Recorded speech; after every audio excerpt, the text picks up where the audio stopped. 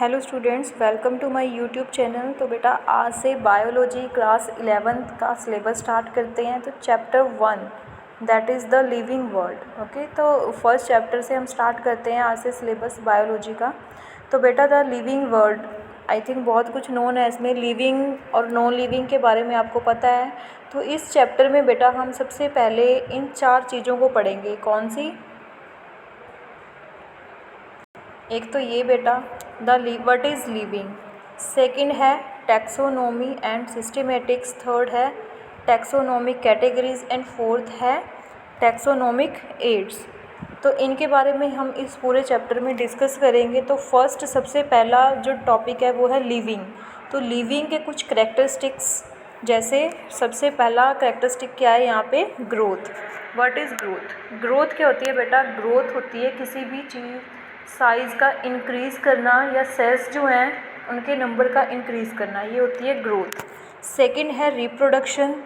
Third बेटा metabolism. Metabolism क्या होता है? कोई भी केमिकल रिएक्शन हमारी बॉडी इनसाइड या आउटसाइड अगर हो रही है तो उसको हम किस में लेंगे? मेटाबॉलिज्म में। फोर्थ है यहाँ पे self regulating. Self regulating means हम अपने आप को कैसे रेगुलेट रख रहे हैं। कोई भी लिविंग ऑर्गेनिज्म है वो खुद को कैसे मेंटेन रखता है, ठीक है, वो होता है सेल्फ रेगुलेटिंग।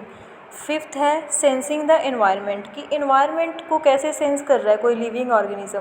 मतलब अगर कोई ऑर्गेनिज्म एनवायरनमेंट को सेंस कर रहा है, उसको गर्मी फील हो रही है, उसको ठंड लग रही है, ठीक है, कुछ भी चेंज आता है एनवायरनमेंट में तो उसको फील होता है, तो उसको बोलते हैं सेंसिंग द एनवायरनमेंट। सिक्स्थ है रिस्पॉन्सेज टू द स्टिम्युलस। अगर कोई चेंज आया है एनवायरनमेंट में, ठीक है, तो वो उसको रिस्पॉन्ड करेगा। तो ये 6 करेक्टरिस्टिक्स हैं लिविंग ऑर्गेनिजम्स के। बट आपकी जो एनसीईआरटी बुक है उसमें मेनली 4 पे ही फोकस किया गया है।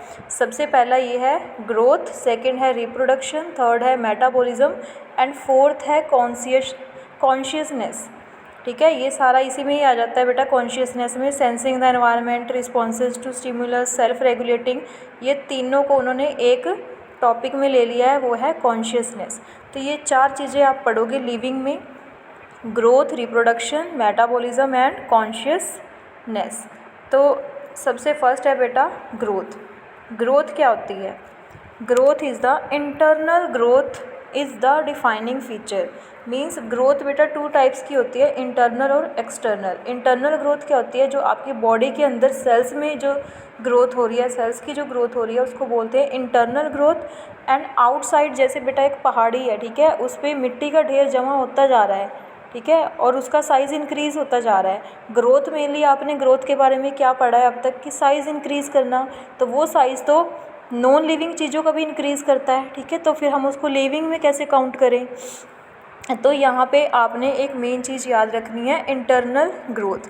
इंटरनल ग्रोथ क्या है? डिफाइनिंग फीचर है। कोई भी लिविंग ऑर्गेनिज्म है वहाँ पे हम सिंपल ग्रोथ का मतलब ये नहीं लेते कि साइज़ इंक्रीज़ कर रहा है, हम वहाँ पे क्या बोलेंगे कि इंटरनल ग्रोथ हो रही है तो वो लिविंग ऑर्गेनिज्म है। तो internal growth is the defining feature. Defining feature बेटा क्या होता है? किसी भी चीज़ के लिए कोई चीज़ डेफिनेट है, मतलब हर लिविंग ऑर्गेनिजम्स जो हैं उनमें इंटरनल ग्रोथ होनी ही होनी है, ये एक डेफिनेट फीचर है, तो इसको हम डिफाइनिंग फीचर बोलते हैं। सेकंड है in multi cellular organisms growth and reproduction are separate processes. Multi cellular organisms कौन से होते हैं? जो काफ़ी सारी सेल से मिलके बने हैं, जैसे हम हैं, लिविंग बींग्स हैं, ह्यूमन बींग्स हैं, तो काफ़ी सारी सेल से मिलके बने हैं।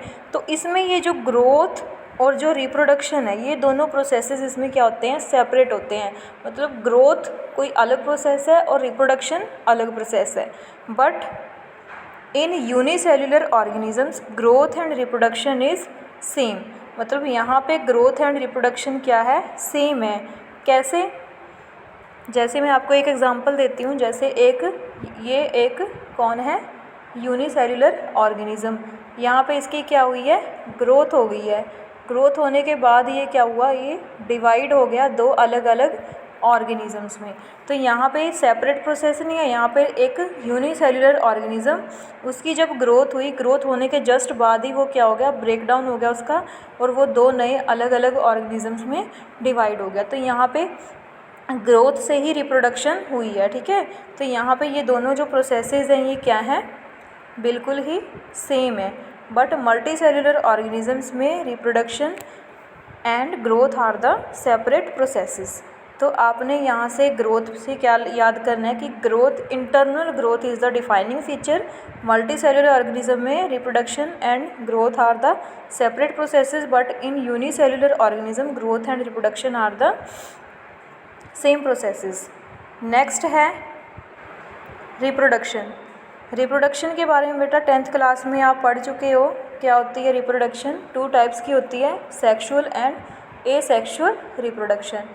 सेक्सुअल रिप्रोडक्शन क्या होती है? Fusion of male and female gametes. Fusion of male and female gametes, इनको हम क्या बोलते हैं? Sexual reproduction. एसेक्सुअल रिप्रोडक्शन के बारे में पढ़ा है, बट यहाँ पे हमने क्या देखना है, हम लिविंग ऑर्गेनिज्म के करैक्टरिस्टिक्स में पढ़ रहे हैं रिप्रोडक्शन को। तो अगर रिप्रोडक्शन हो रही है तो इसका मतलब ये है कि वो लिविंग ऑर्गेनिज्म है, ठीक है। तो यहाँ से एक चीज़ मैं आपको बताती हूँ, as female horse and male donkey gives mule. मतलब जब बेटा फीमेल हॉर्स और मेल डंकी दोनों में मीटिंग होती है तो क्या मतलब वहाँ से पैदा होता है म्यूल, तो वो म्यूल को जन्म देते हैं। अब ये जो म्यूल है, और एक हनी बीज भी एक ऐसी एग्जांपल है, हनी बीज, ठीक है। हनी बीज की 3 कैटेगरीज होती हैं, एक ड्रोन, क्वीन और हनी बीज, ठीक है। तो हनी बीज ऐसी है जो, ये दोनों क्या है, इनफर्टाइल हैं, ठीक है। ये बेटा किसी की रिप्रोडक्शन से ही हुए हैं, बट ये आगे इनफर्टाइल हैं, ये किसी और को, अपने ही जैसे ऑर्गेनिज्म को रिप्रोड्यूस नहीं कर पाते। तो यहाँ इन दो एग्जांपल्स ऐसी हैं, म्यूल एंड हनी बीज, जो इनफर्टाइल है, मतलब है तो वो लिविंग बींग्स हैं बट इनफर्टाइल है, वो आगे रिप्रोड्यूस नहीं कर सकते, दे कैन नॉट रिप्रोड्यूस। तो इनको भी तो हम लिविंग में ही काउंट कर रहे हैं। तो यहाँ से आपका एक चीज़ आपके सामने आती है, ये आपने याद रखना है। सो reproduction is not a defining feature. तो अगर रिप्रोडक्शन हो या ना हो किसी भी ऑर्गेनिज्म में, उससे आप ये डिफ़ाइन नहीं कर सकते कि वो लिविंग ऑर्गेनिज्म है या नॉन लिविंग है, ठीक है। तो reproduction is not a defining feature for the living organisms. Next है बेटा मेटाबॉलिज्म। तब 2 टाइप में आप मेनली रिएक्शंस ही पढ़ते हो, ठीक है। रिएक्शन कैसे, एक होते हैं एनाबॉलिज्म, दूसरा होता है कैटाबॉलिज्म। नाम से ही पता लग रहा है, एनाबॉलिज्म मतलब किसी चीज़ का बनना, ठीक है। दो यहाँ पे molecules, 2 organisms A plus B मिलके एक नया प्रोडक्ट बना रहे हैं, 2 रिएक्टेंट्स आपस में मिलके एक C प्रोडक्ट बना रहे हैं, मतलब कोई चीज़ बन रही है यहाँ पे, तो यहाँ पे एनाबॉलिज्म। जहाँ पे कोई चीज़ बने उसको बोलते हैं एनाबॉलिज्म। सेकेंड है कैटाबॉलिज्म, मतलब एक में से 2 बन रहे हैं, एक टूट के 2 बन रहे हैं, मतलब ए जो है रिएक्टेंट वो 2 आगे प्रोडक्ट्स बना रहा है, मतलब वो खुद टूट रहा है, तो उसको आप बोलोगे कैटाबॉलिज्म। कैटा मीन्स कट से याद रखना कैटाबॉलिज्म, कि जब कोई चीज़ ब्रेक डाउन होती है तो उस रिएक्शन को यहाँ पे बोलते हैं कैटाबॉलिज्म। तो यहाँ पे इनमें आपका डिफरेंसेस भी आ सकता है कि एनाबॉलिज्म और कैटाबॉलिज्म क्या होता है। अब एक चीज़ याद रखनी है यहाँ पे भी बेटा, metabolic reactions occurring inside cell. अब देखो रिएक्शन आपने केमिस्ट्री भी पढ़नी है अब, ठीक है। केमिस्ट्री में आप काफ़ी सारी रिएक्शंस पढ़ोगे जो बॉडी से बाहर हो रही हैं, ठीक है। जैसे कुछ भी है, डेली लाइफ में हम काफ़ी सारे केमिकल रिएक्शंस से डील करते हैं, ठीक है। तो वो आउटसाइड द बॉडी हो रहे हैं, मतलब वो नॉन लिविंग चीज़ों में भी रिएक्शन हो रहा है। केमिकल रिएक्शन कहाँ पे हो रहे हैं? नॉन लिविंग थिंग्स में भी हो रहे हैं। तो क्या हम, अगर वहाँ पे मेटाबॉलिज्म मतलब रिएक्शन हो रहा है, तो क्या हम उनको भी लिविंग में काउंट करें?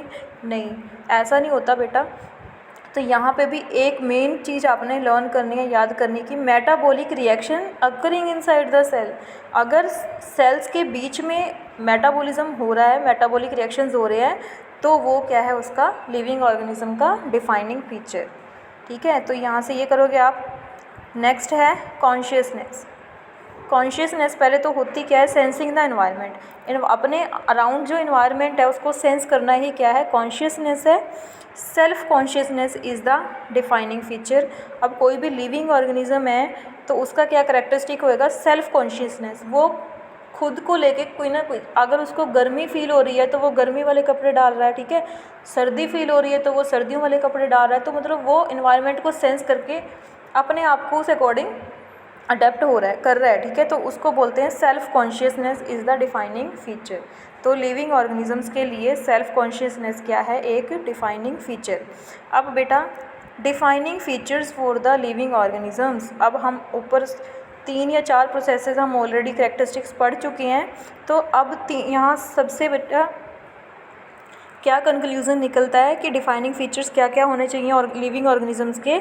सबसे पहले है इंटरनल ग्रोथ, सेकंड है सेलुलर ऑर्गेनाइजेशन, थर्ड है कॉन्शियसनेस। इंटरनल ग्रोथ का मतलब अगर सेल के अंदर ग्रोथ हो रही है, इंटरनल ग्रोथ हो रही है, तो वो एक डिफाइनिंग फीचर है लिविंग ऑर्गेनिजम्स का।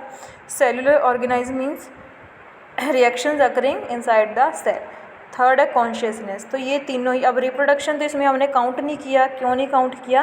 क्योंकि हमने ऊपर पढ़ा है कि रिप्रोडक्शन जो है वो क्या है, is not a defining feature, तो इसको हम इसमें काउंट नहीं करेंगे।